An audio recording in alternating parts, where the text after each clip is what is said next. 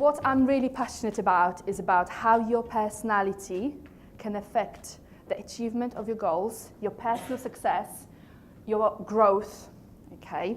And I use a tool which is called the Myers-Briggs type indicator. And I don't know if many people are familiar with it. Sophie, I can see you nodding. Yeah, Okay, okay, brilliant. So the reason I want to talk about it is that I've already talked to you about the stage fright, yeah? My difficulties making contact with people when I was younger, my social awkwardness. And it wasn't until I was 32 when somebody did a Myers-Briggs type indicator questionnaire on me, and I understood that my natural preference is for introversion. The reason I couldn't probably connect with people the way my sister, my dad, and my mum could connect is because of that preference, okay? That's my natural, default mode, so to speak. And once I knew that, that's when the pieces of the puzzle started to fit in together.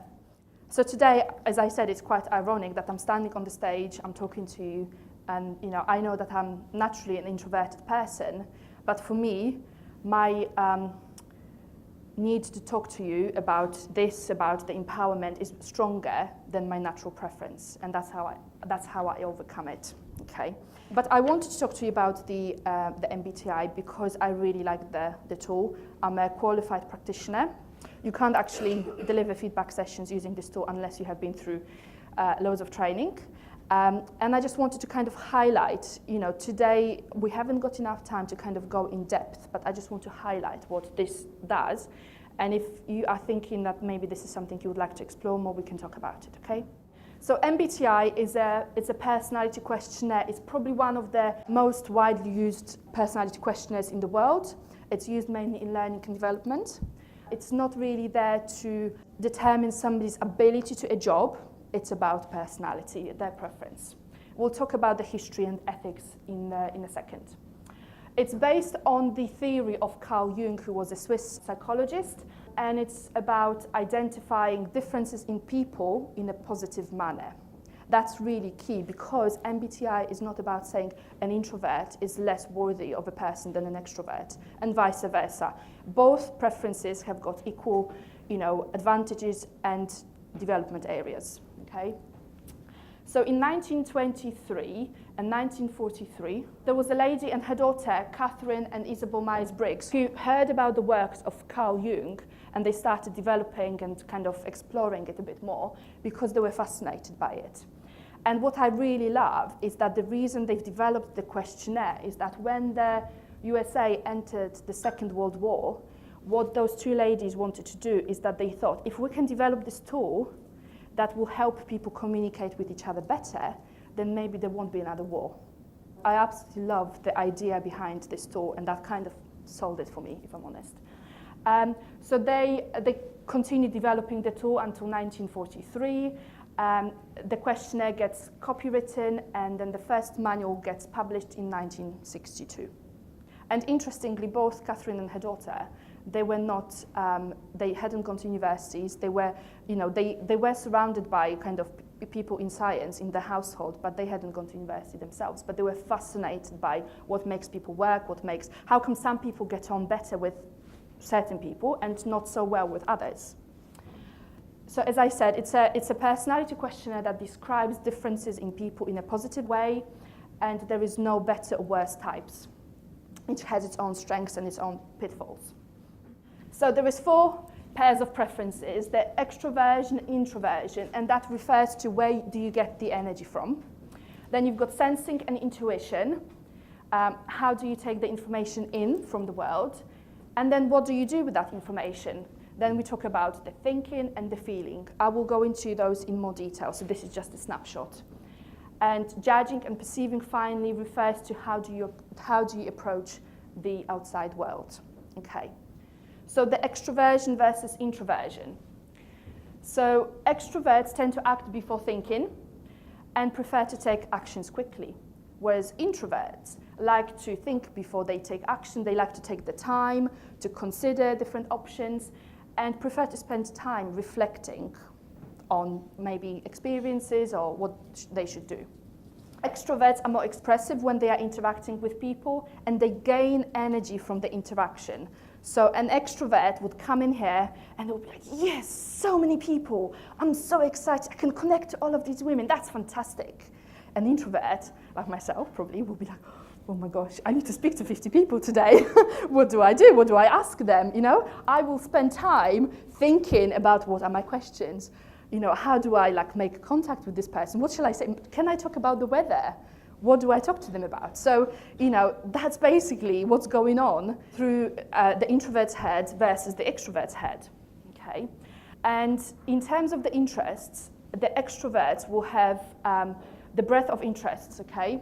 So they will have loads of people. They may do skiing, and they may do ice skating, and they may do running and jogging, and, they are into everything, yeah? Whereas the introvert will maybe just focus on one discipline, like jogging, and they will do it really, really well. They will jog and jog. They will maybe spend 4 days out of 5 days jogging because they just want to get better and better at that. So it's just a different way of perceiving the world. And it's really important that we understand. That's why you have to be qualified to do this, because people can take introversion and extroversion especially out of context. And this is not about social confidence. It's about the energy. It's not about how social you are, And interestingly, if you have a look at those circles, they are equally the same. It's just the energy they draw from is different. For some people, it will be from the outside world, and for some people, it will be from quiet contemplation and maybe taking the time out and reading a book. There is a brilliant picture that kind of illustrated good. So if you imagine a robot, okay, the extroverted robot will be really happy and excited to be in the sun, because that gives him the energy. They get just excited by the energy of the sun. Whereas the introverted robot will need to plug in. They will need to take the time out and plug in to basically recharge their batteries. Now we're going to move on to the sensing and intuition pair. And it's about how do they take the information in that comes in from the outside world. Okay.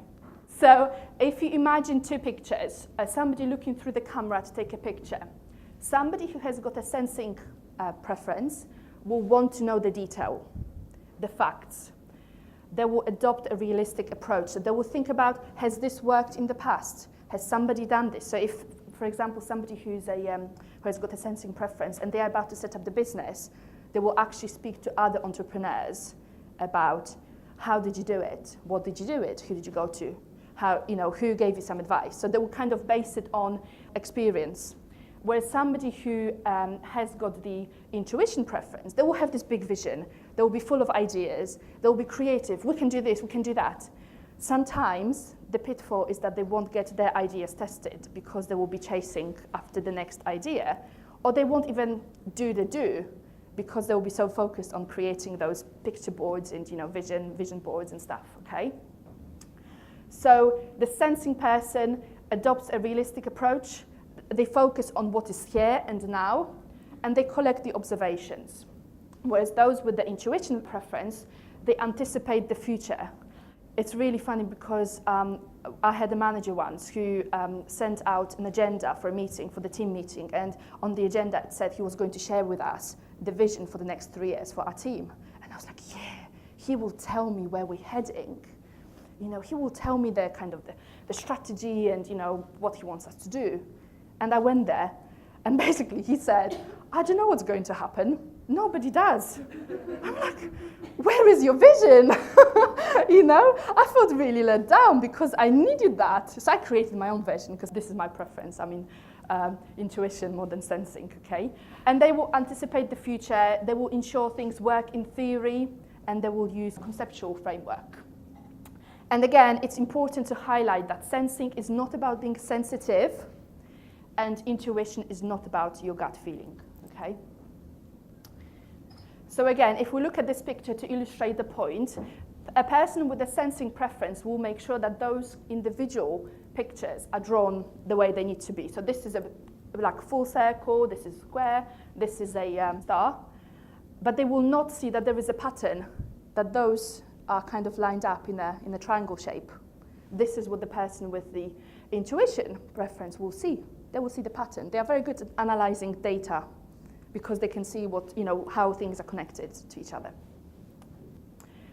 Thinking and feeling is about how we decide and how we come to different conclusions.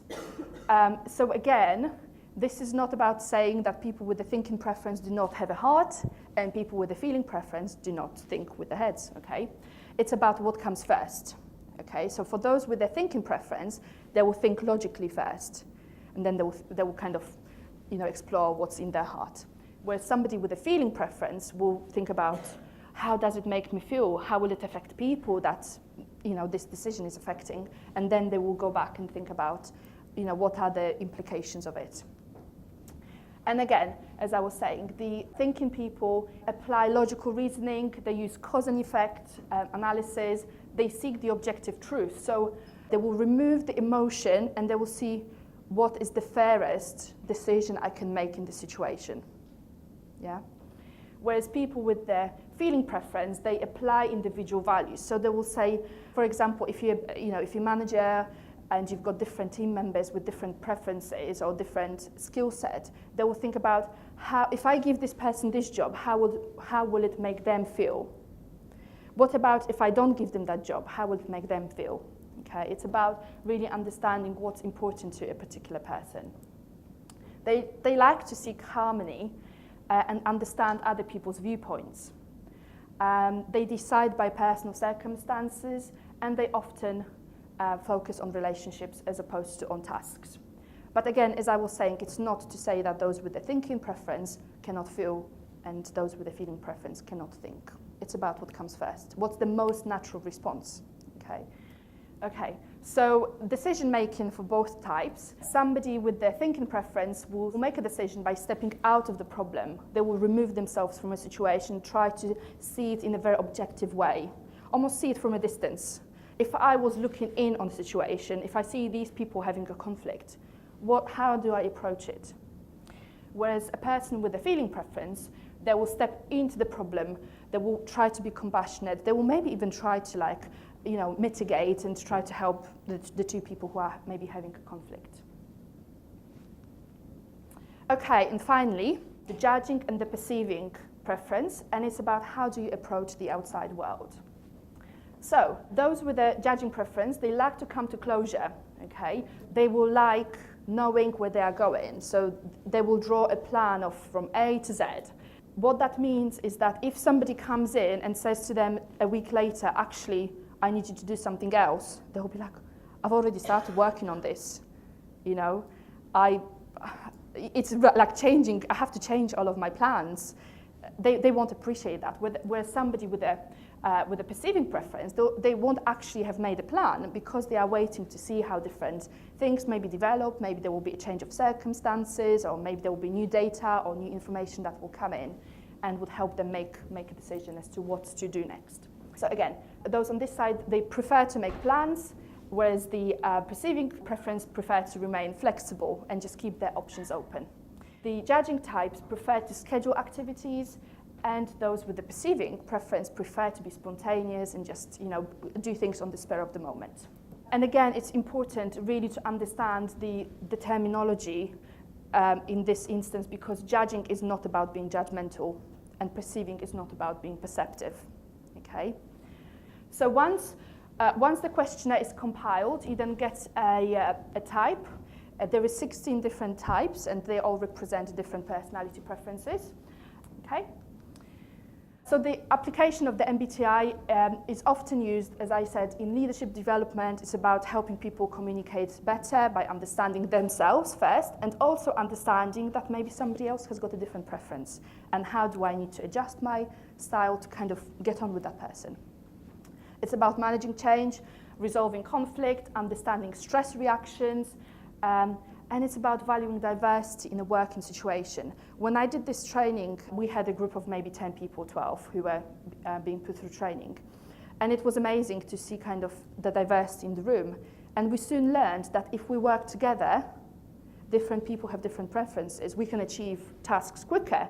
And just, I'm leaving you with the final quote by Myers-Briggs, who said, "Whatever the circumstances of your life, the understanding of type can make your perception clearer, your judgment sounder, and your life closer to your heart's desire."